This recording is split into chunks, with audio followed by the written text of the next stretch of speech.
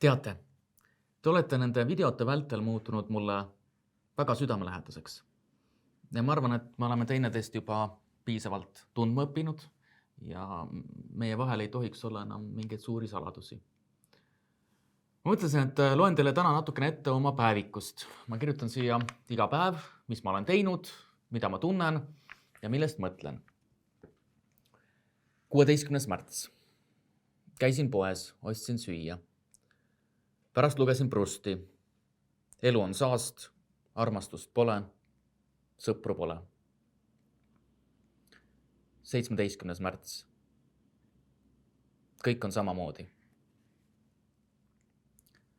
18. märts. Nägin täna bussis ühte uskumatut lugu. Naisterahvas sisenes bussi, kummardus ja sidus saapa paelu. Raha pole, peab vist midagi panti panema. Süüa tahaks.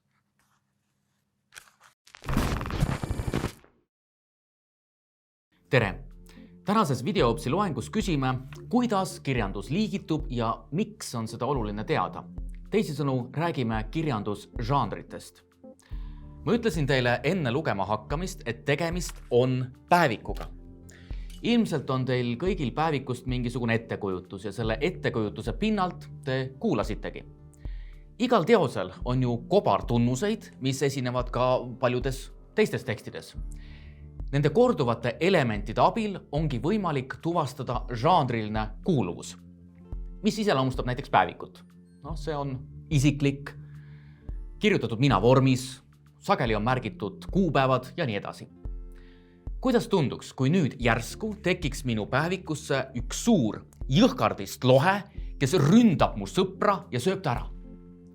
See oleks kentsakas, naeruväärne, see ei vastaks meie ettekujutusele päevikust.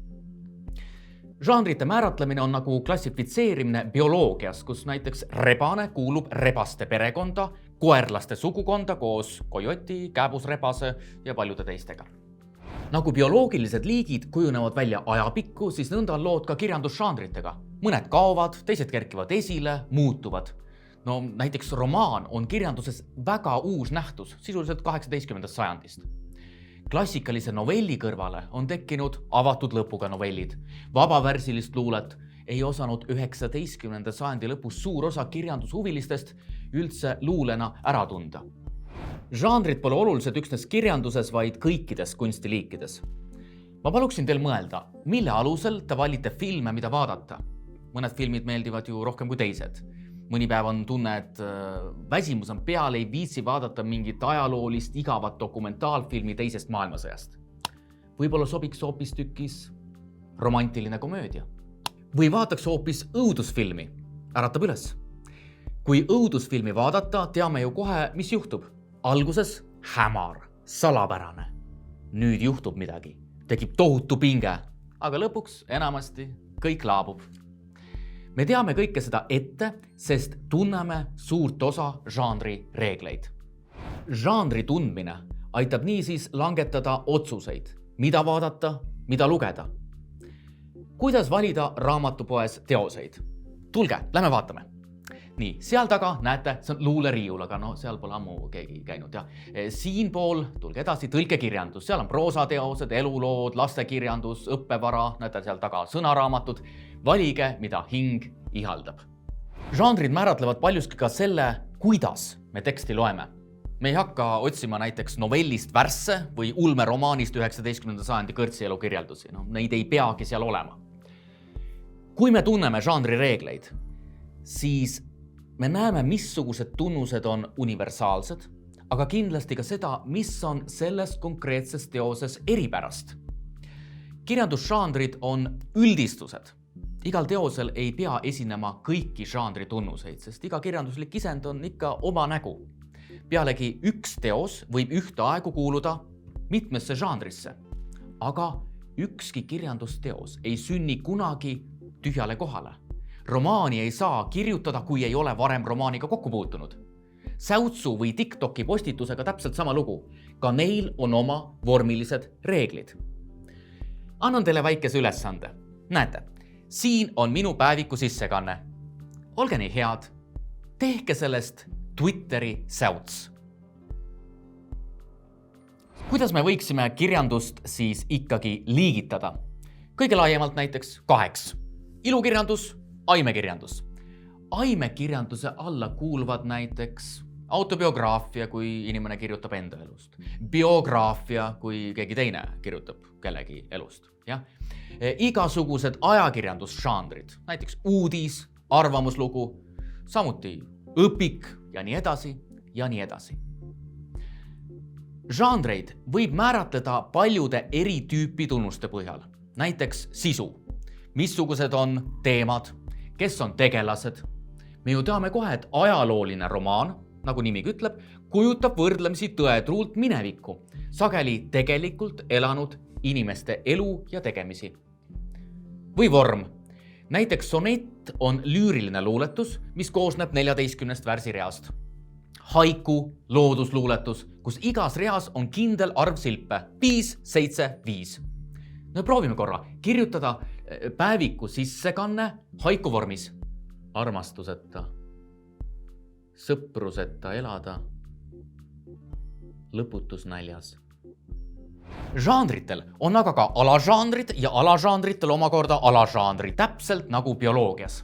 Kirjandus ongi omaette ökosüsteem, mida on kõige lihtsam kirjeldada 3 põhiliigi abil. Lüürika, eepika ja dramaatika. Vaatame nüüd seda tabelit. Siin on lüürilised žanrid.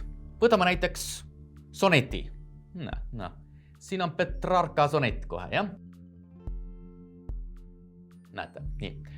Dramaatilisi žanre, neid teate juba samuti, siin on tragöödia, komöödia, liigume siit edasi. Nii.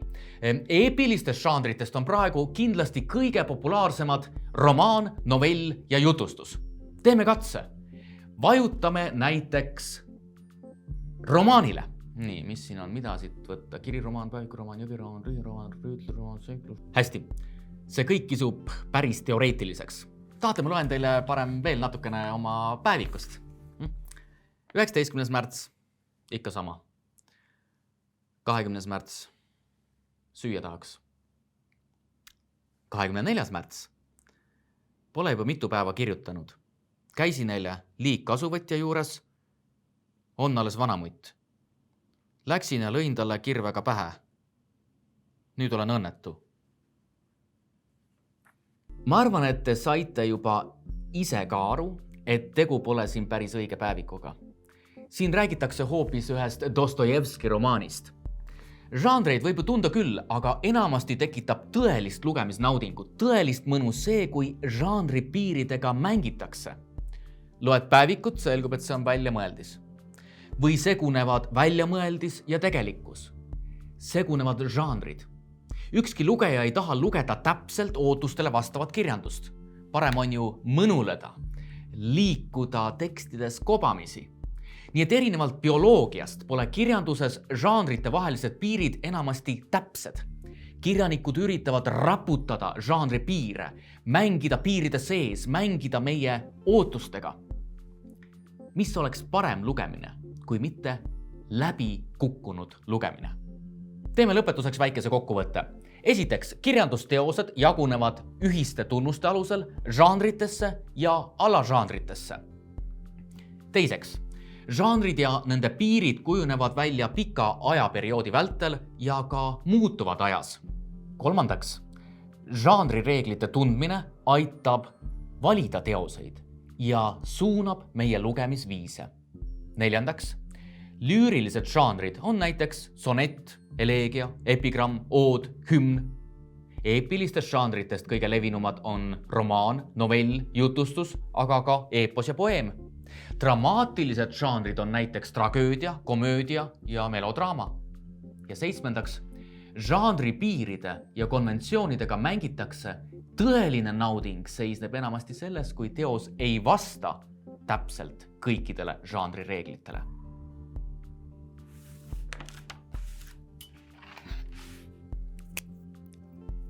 25. märts. Salvestasin täna jälle seda videoõpsi. Teemaks oli, mis on žanr. Äkki tuli sisse üks Jõhkardist lohe, kes ründas Kristot ja sõi kaameramehe ära. Mina tahaks ka süüa